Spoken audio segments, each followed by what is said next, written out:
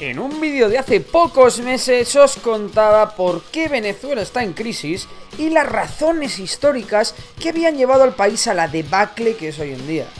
Sin embargo, hoy tocamos el tema desde un punto de vista mucho más actual. Una tendencia que se lleva observando durante los últimos años y que nos hace temer lo peor en Venezuela. Y es que, ¿se está preparando Venezuela para una guerra? Hoy en Memorias de Pez toca analizar la amenaza bélica que planea sobre el país.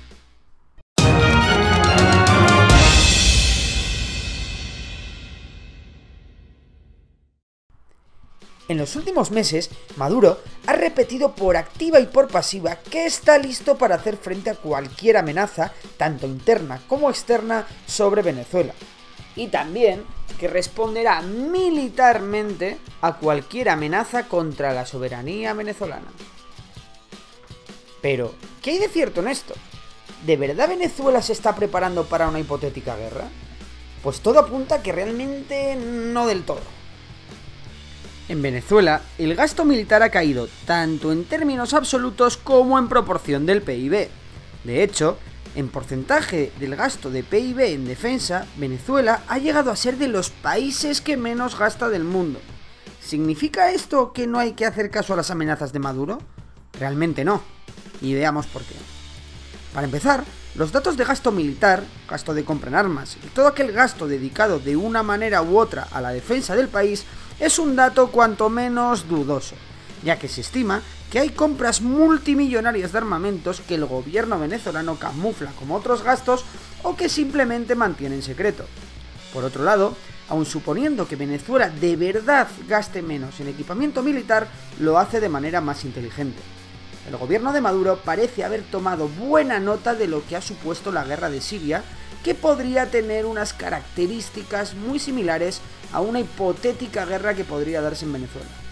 Una gran oposición interna, grandes movilizaciones que se tornan en disputas violentas, una demografía similar y grandes potencias pseudo enfrentadas entre sí con intereses completamente opuestos en el país.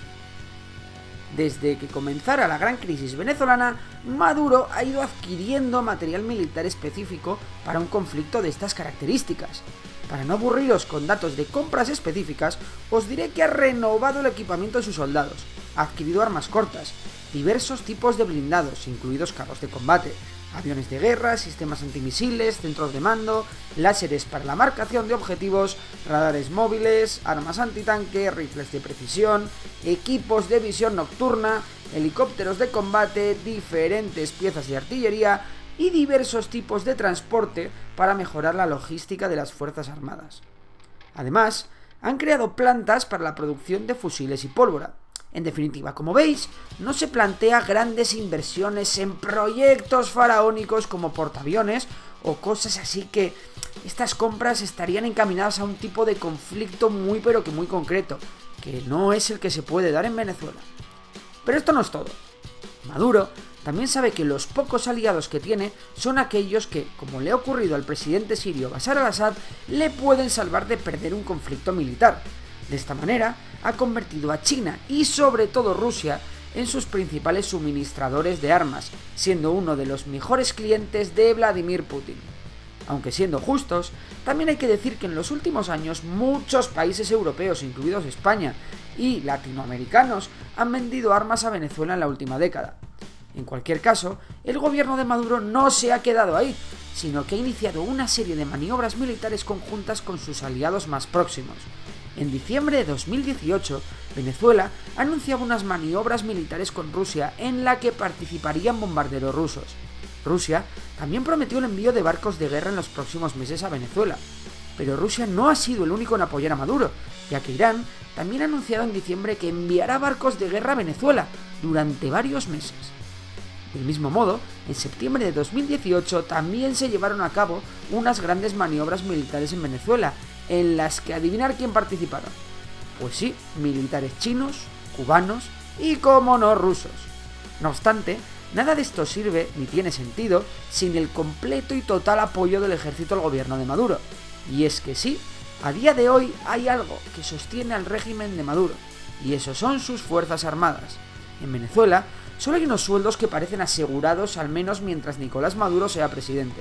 Hablamos, como no, de los sueldos de los soldados y de la plana mayor de las Fuerzas Armadas venezolanas. Hace tan solo unos días, después de que el líder de la oposición, Guaidó, se autoproclamase presidente legítimo del país, todo el mundo miraba hacia un grupo de personas, los altos mandos del ejército de Venezuela. Todos ellos cerraron filas en torno a Maduro, y ninguno mostró el más mínimo interés en sublevarse. ¿Pero por qué este apoyo tan grande? Pues básicamente porque muchos de los generales venezolanos están ahí gracias a Maduro.